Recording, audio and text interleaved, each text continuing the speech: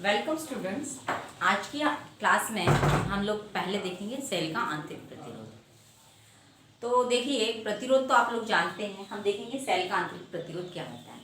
वास्तव में आप लोग जानते हैं कि सेल में जो होती है रासायनिक ऊर्जा विद्युत ऊर्जा में परिवर्तित होती है। सेल में क्या होता है, विद्युत अपघट्य होता है, इलेक्ट्रोड्स होते हैं, और सेल जो है रासायनिक ऊर्जा को विद्युत ऊर्जा में परिवर्तित करता है। पर इस सेल का भी आंतरिक प्रतिरोध होता है। वास्तव में हमें ऐसा दिखता नहीं है, क्योंकि जो बाह्य प्रतिरोध होते हैं हम ये परिपथ में लगाते हैं एक्स्ट्रा, ठीक है ना। जो कार्बन प्रतिरोध हम लगाते हैं तो हमें समझ में आते हैं, ये दिखते हैं, लेकिन आंतरिक प्रतिरोध ऐसा दिखता नहीं है, समझने वाली टर्म है, ठीक है ना। तो विद्युत अपघट्य के द्वारा विद्युत धारा के मार्ग में डाली गई जो रुकावट होती है उसी को सेल का आंतरिक प्रतिरोध कहते हैं। कि किसी भी सेल में विद्युत अपघट्य द्वारा विद्युत धारा के मार्ग में जो रुकावट डाली जाती है उसी को सेल का आंतरिक प्रतिरोध कहते हैं। इसे हम स्मॉल आर से प्रदर्शित करते हैं, क्योंकि देखिए अब हम जो सर्किट सॉल्व करेंगे आप लोगों के लिए बोर्ड एग्जाम के लिए भी ये बहुत इंपॉर्टेंट पॉइंट है, कॉम्पिटिटिव के लिए बहुत इंपॉर्टेंट पॉइंट है। तो आप लोगों को ये अच्छे से तैयार करना है। तो पहले हम इसकी डेफिनेशन कर लेते हैं कि सेल का आंतरिक प्रतिरोध क्या होता है। तो इसको हम लिख लेते हैं पहले, तो आप लोगों को मेमोराइज हो जाएगी।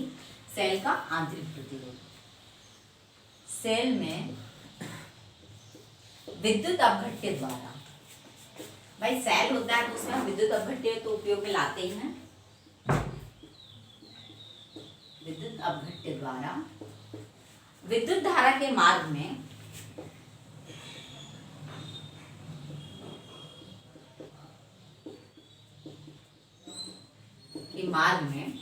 डाली गई रुकावट को ही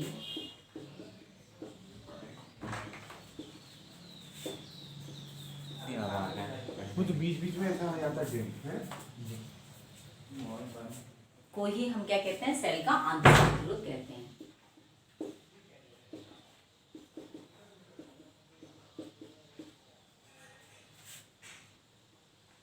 देखिए, चूंकि ये प्रतिरोध है तो प्रतिरोध का तो ऐसा ही मात्रक हम ओम लेते ही हैं, और इसीलिए आंतरिक प्रतिरोध का ऐसा ही मात्रक भी ओम ही होता है। इसे लेकिन हम स्मॉल आर से प्रदर्शित, कंफ्यूजन ना रहे इसलिए हम हमेशा इसे स्मॉल आर से प्रदर्शित करते हैं। और किसी भी सेल के साथ हम हमेशा ये मानते हैं कि ये श्रेणी क्रम में जुड़ा हुआ है। हमेशा हम ऐसा मानते हैं कि कोई भी सेल हम लेते हैं तो जनरली तरीका ये होता है बच्चों, जैसे ये सेल है, ये पॉजिटिव टर्मिनल और ये नेगेटिव है ना, दो इलेक्ट्रोड्स हम मानते हैं, पॉजिटिव और एक नेगेटिव। तो ये सेल का आंतरिक प्रतिरोध, ये स्मॉल आर से दर्शाते हैं। या कभी कभी क्या करते हैं, ये सेल है, यहीं ऐसा लिख देते हैं, कुछ भी वैल्यू लिख देते हैं, तो इससे हम समझ जाएंगे कि ये इसका आंतरिक प्रतिरोध है। पर हम जब लेंगे इसको, जब सर्किट में हल करेंगे, तब हम इसको इसके जो सेल का जो और भी जो बाह्य प्रतिरोध दिए होंगे उसके साथ श्रेणी क्रम में ही मानेंगे। मतलब सेल के साथ वास्तव में ये ऐसा भी दिया हो तो आप इसको चित्र में ऐसा ही समझो, ठीक है ना। ये तो तरीके हैं वो जो बुक्स में अलग अलग तरीके से बताए होते हैं। हो सकता है एग्जाम में भी आपको इस तरीके से आ जाए, यहाँ दिया हो ऐसे, तो आप समझ जाएंगे कि ये आंतरिक प्रतिरोध है सेल का, ठीक है। तो सेल में विद्युत अपघट्य द्वारा विद्युत धारा के मार्ग में डाली गई रुकावट को सेल का आंतरिक प्रतिरोध कहते हैं। और सेल के आंतरिक प्रतिरोध के कारण ही सेल का जो विद्युत वाहक बल होता है, दोनों इलेक्ट्रोडों के बीच की जो विभव होता है उसे हम टर्मिनल वोल्टता कहते हैं, ये सदैव विद्युत वाहक बल से कम होते हैं। पहले हमें उसके लिए सेल का विद्युत वाहक बल समझना पड़ेगा, सेल की टर्मिनल वोल्टता समझनी पड़ेगी। वो हम इसके बाद हम अभी देखेंगे। हम पहले सेल का आंतरिक प्रतिरोध कंप्लीट कर लें, इस टॉपिक के बाद हम यही देखेंगे, विद्युत वाहक बल और सेल की टर्मिनल वोल्टता। तो पहले हम देख लेते हैं, ये वाला पॉइंट कंप्लीट कर लेते हैं, आंतरिक प्रतिरोध। तो देखिए, सेल का जो आंतरिक प्रतिरोध होता है ये मुख्य 4 कारकों पर निर्भर करता है। मतलब कि ऐसे कौन कौन से कारक है जिनके कारण वो या तो घटेगा या बढ़ेगा या प्रभावित नहीं होगा। पर ये जो 4 जो कारक हैं इन पर वो किन्हीं तरीके से निर्भर कर रहा है। मतलब या तो इनको बढ़ाने से वो घटेगा या वाइस वर्सा, या बढ़ेगा, ठीक है। तो ये 4 कारक हम देख लेंगे। तो पहला कारक है, देखो दोनों इलेक्ट्रोडों के बीच की दूरी पर। तो आप जानते हैं 2 इलेक्ट्रोड होते हैं, जैसे हम पॉजिटिव नेगेटिव लेते हैं, 2 इलेक्ट्रोड तो सेल में हमेशा होते हैं। तो ये दोनों इलेक्ट्रोडों के बीच की पर्याप्त दूरी होती है। अगर आप दोनों इलेक्ट्रोडों के बीच की दूरी बढ़ाओगे तो सेल का आंतरिक प्रतिरोध भी बढ़ेगा। दोनों इलेक्ट्रोडों के बीच की दूरी यदि आप बढ़ाते हैं तो सेल का आंतरिक प्रतिरोध क्या होता है बच्चों, बढ़ता है। सेकेंड पॉइंट है कि अपघट्य में इलेक्ट्रोडों के डूबे हुए भाग के क्षेत्रफल। आपको पता होगा कि जो इलेक्ट्रोड होते हैं वो विद्युत अपघट्य में डूबे होते हैं, ठीक है। अब उनका कितना भाग डूबा हुआ है, देखिए जितना ज्यादा क्षेत्रफल डूबा हुआ होगा उतना ही सेल का आंतरिक प्रतिरोध क्या होगा, कम होगा। मतलब किस तरह से निर्भर कर रहा है कि अपघट्य में इलेक्ट्रोडों के डूबे हुए भाग के क्षेत्रफल अधिक होने पर सेल का आंतरिक प्रतिरोध क्या होता है, कम होता है। अधिक भाग डूबा होगा तो सेल का आंतरिक प्रतिरोध क्या होगा, कम होगा, ठीक है। तीसरा है विद्युत अपघट्य की सांद्रता पर, उसका कंसंट्रेशन होता है विद्युत अपघट्य का। तो अगर हम सांद्रता बढ़ाते हैं तो सेल का आंतरिक प्रतिरोध भी क्या होता है बच्चों, बढ़ता है। अगर हम सांद्रता बढ़ाते हैं, कंसंट्रेशन बढ़ाते हैं, है ना, आप समझते हो कंसंट्रिक सॉल्यूशन और डाइल्यूट सॉल्यूशन। तो अगर हम सांद्रता उसकी बढ़ाते हैं तो सेल का आंतरिक प्रतिरोध भी क्या होता है, बढ़ जाता है, ठीक है। उसके बाद में लास्ट चौथा पॉइंट ये है कि विद्युत अपघट्य के ताप पर।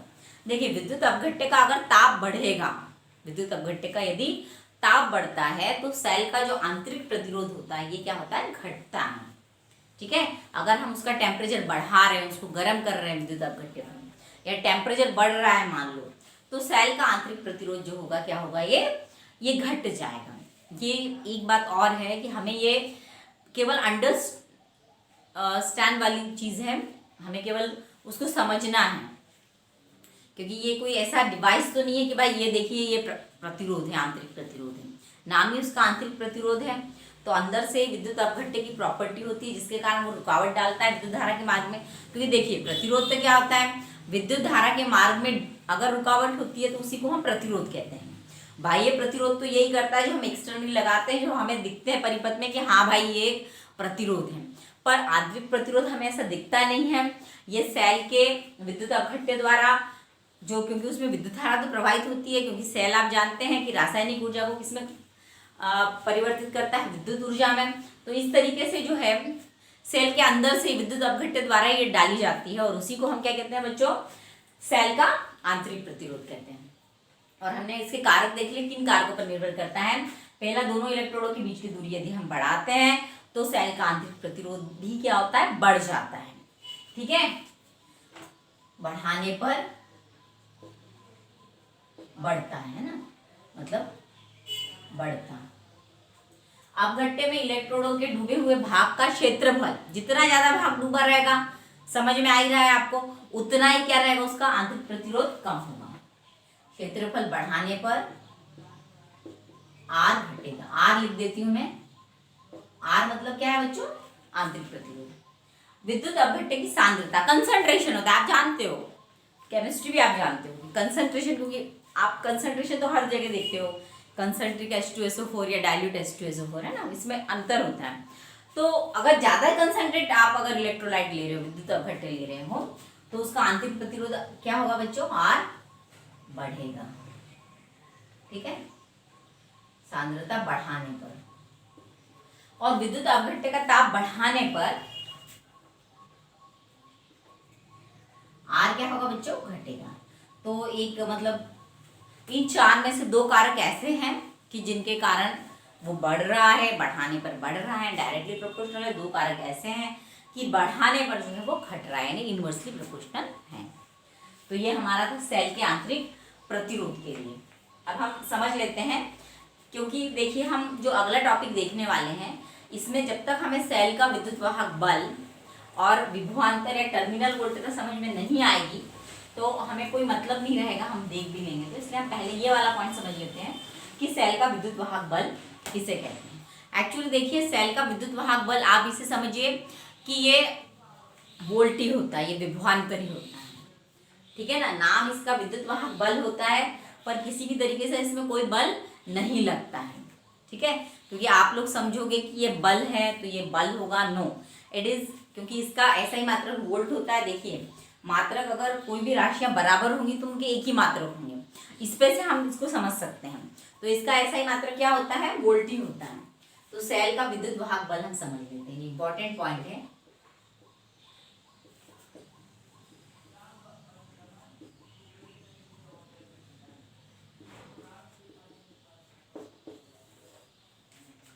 तो देखिए इसकी हम परिभाषा देख लेते हैं कि किसी भी एकांक आवेश को पूर्ण परिपथ में प्रवाहित करने के लिए सेल द्वारा दी गई ऊर्जा को ही सेल का विद्युत वाहक बल कहते हैं।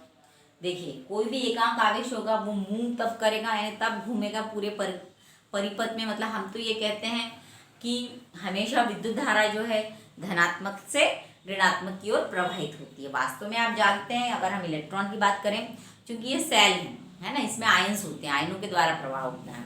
अगर हम वैसे बात करते हैं जैसे धातुओं में जो चालन होता है, ये चूंकि सेल है इसमें आयनों द्वारा चालन होता है, ठीक है ना। इसमें धनात्मक और ऋणात्मक दोनों प्रकार के आयन उपस्थित होते हैं सेलों में। लेकिन जैसे चालक होते हैं, धातुएं होती हैं जो, उनमें तो मुक्त इलेक्ट्रॉन्स होते हैं जो चालक का कार्य करते हैं, चालक के लिए रिस्पॉन्सिबल होते हैं, उत्तरदायी होते हैं। तो किसी भी एकांक आवेश को हमें पूर्ण परिपथ में घुमाना है, यानी पॉजिटिव से नेगेटिव तक ले जाना है, तो उसको सेल जो है एक ऊर्जा देता है, ठीक है। और उसी ऊर्जा को जो है हम सेल का क्या कहते हैं, विद्युत वाहक बल कहते हैं। हम इसकी डेफिनेशन देख लेते हैं सेल का विद्युत वाहक बल की, कि एकांक आवेश को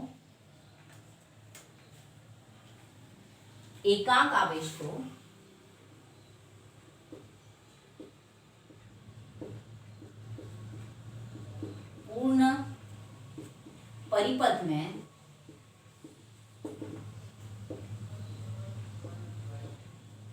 प्रवाहित करने के लिए सेल द्वारा दी गई, सेल देता है ना,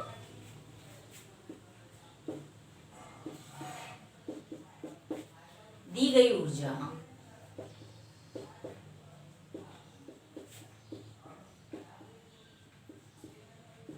सेल का विद्युत वाहक बल कहलाती है।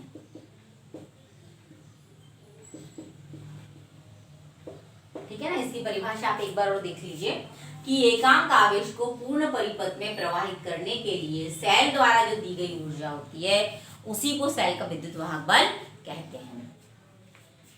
अब ये है कि इसका ऐसा ही मात्रक वोल्ट होता है। पहले हम और समझ लेते हैं इसको, वोल्ट या जूल पर कूलम होता है। देखिए एकांक आवेश को हम पूर्ण परिपथ में घुमा रहे हैं तो जितनी ऊर्जा लग रही है उसी को हम उसका विद्युत वाहक बल कहते हैं।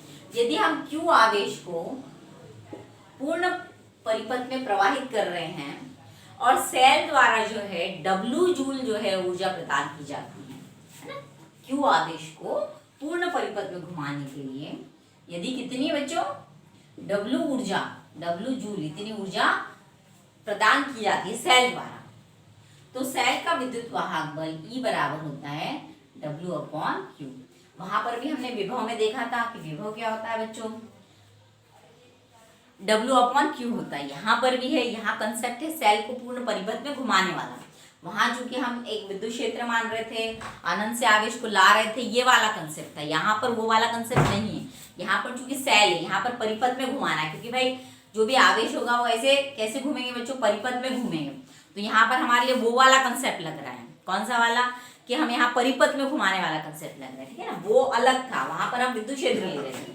तो E बराबर क्या होगा, सेल का विद्युत वाहक बल W/Q, क्योंकि हम एकांक आवेश को पूर्ण परिपथ में घुमा रहे हैं तो सेल द्वारा जितनी भी ऊर्जा दी जाती है उसी को सेल का विद्युत वाहक बल कहते हैं। और उसको कैपिटल E से हम दर्शाते हैं। हमेशा विद्युत वाहक बल को किससे दर्शाते हैं, कैपिटल E से। एक्चुअली हम इसको कहते हैं electromotive force, and electromotive force कहते हैं, इसलिए हम इसको कैपिटल E से दर्शाते हैं, रिप्रेजेंट करते हैं। यदि हम Q आवेश को पूर्ण परिपथ में घुमा रहे हैं और मान लो सेल द्वारा कितनी ऊर्जा दी जा रही है बच्चों, W जूल, इतनी ऊर्जा दी जा रही है, क्योंकि हम जूल ही लेते हैं, ऐसा ही मतलब जूल लेते हैं। तो उस समय सेल का विद्युत वाहक बल हम E बराबर क्या कहेंगे, W/Q। अर्थात क्या होगा, तो इसका ऐसा ही मतलब, इसलिए हम क्या कहेंगे, जूल पर कूलम, या इसी को हम क्या कहते हैं बच्चों, वोल्ट। इसीलिए विद्युत वाहक बल का ऐसा मात्रक क्या होता है, वोल्ट या जूल पर कूलॉम होता है।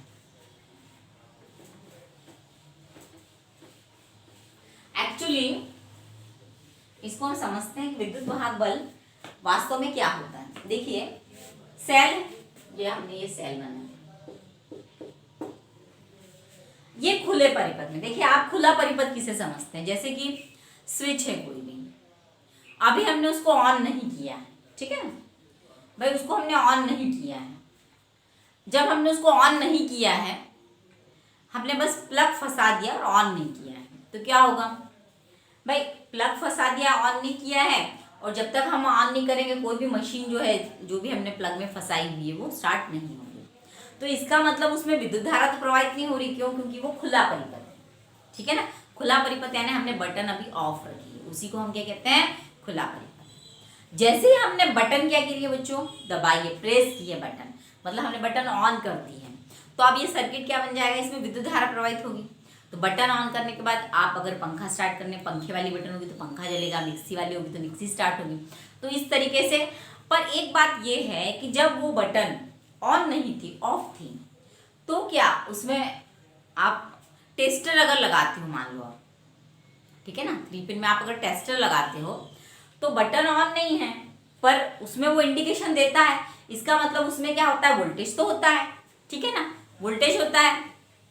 हालांकि जब तक हम बटन ऑन नहीं करते हैं कोई भी इंस्ट्रूमेंट स्टार्ट नहीं होता है, क्यों, क्योंकि उसमें विद्युत धारा प्रवाहित नहीं होती, क्योंकि बटन हम जब तक ऑफ रखेंगे तो वो कैसा सर्किट रहेगा बच्चों, वो बंद परिपथ नहीं होगा, वो खुला परिपथ होगा।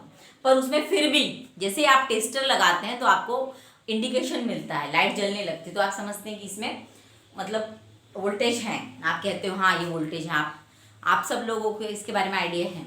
तो इसका मतलब वो खुला परिपथ होता है, विद्युत धारा प्रवाहित नहीं हो रही है, तो इसका मतलब ये नहीं कि उसमें वोल्टेज नहीं, उसमें वोल्टेज है।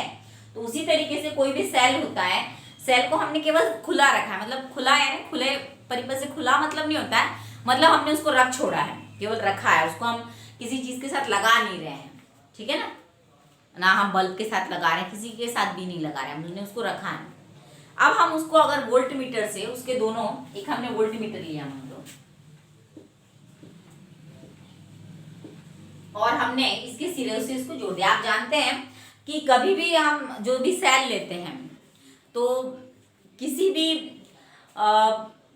परिपथ में हम किसी भी कंपोनेंट का अगर वोल्टेज देखते हैं, विभव देखते हैं, तो वोल्टमीटर को हमेशा कैसे जोड़ते हैं, समांतर क्रम में जोड़ते हैं। और अगर हमें उसमें प्रवाहित करंट देखना होता है तो उसको हम हमेशा कैसे जोड़ते हैं बच्चों, श्रेणी क्रम में जोड़ते हैं। क्योंकि विभवांतर यानी वोल्टमीटर को हम समांतर क्रम में इसलिए जोड़ते हैं क्योंकि किसी का भी विभव जो होता है समांतर क्रम में एक समान रहता है, बदलता नहीं।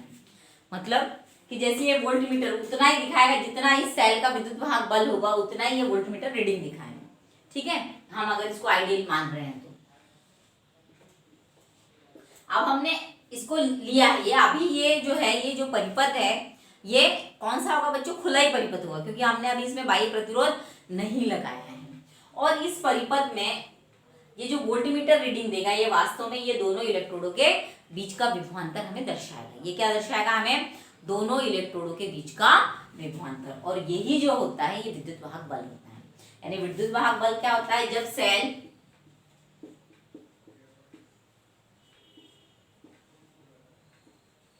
खुले परिपथ में होता है, खुले परिपथ यानी हमने उसको कुछ भी नहीं लगाया बच्चों, कोई भी कंपोनेंट नहीं जोड़े हैं, खुले परिपथ में है। जब सेल खुले परिपथ में होता है यानी ओपन सर्किट में होता है, तो उसके इलेक्ट्रोडों के बीच में, देखो वोल्टमीटर लगा के हमने इंडिकेट किया है, हम वोल्टमीटर से जो है वोल्टेज गिनेंगे, तो उसके इलेक्ट्रोडों के बीच में जो विभवांतर होगा, मतलब विभव का अंतर होगा, क्योंकि भाई पॉजिटिव और नेगेटिव दोनों के बीच में विभवांतर होता है, तभी तो उसमें विद्युत धारा प्रवाहित होगी। अगर दोनों एक ही समान विभव पर होंगे तो उसमें विद्युत धारा तो प्रवाहित होगी ही नहीं। तो उसके दोनों इलेक्ट्रोडों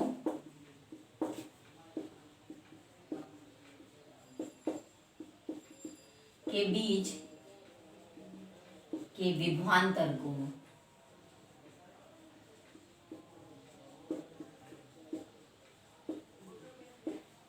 सेल का क्या कहते हैं, विद्युत वाहक बल। यानी ये एक्चुअल टर्म है, समझने वाली चीज है कि विद्युत वाहक बल क्या है। वास्तव में जब हम खुला परिपथ लेते हैं तो दोनों इलेक्ट्रोडों के बीच की जो दूरी होती है, सॉरी, जो विभवांतर होता है, उसी को हम सेल का विद्युत वाहक बल कहते हैं। आज के लेक्चर में चूंकि हमें विद्युत वाहक बल आपको समझ में नहीं आता बेटा, तो अगली टर्म्स भी नहीं आती, तो हम आज इतना ही देख रहे हैं, क्योंकि इसके बाद इससे अगला जो है ये मैं अगले लेक्चर में पढ़ाऊंगी। तो आई थिंक कि आप लोगों को समझ में आ जाएगा, पर आपको पहले ये चीज़ें समझनी पड़ेगी, तभी आपको इसके मीनिंग भी समझ में आएंगे। तो आज के लिए इतना ही, अगले लेक्चर में हम आगे मूव ऑन करेंगे, बहुत सी चीज़ें हमें देखनी है अभी। Thank you students.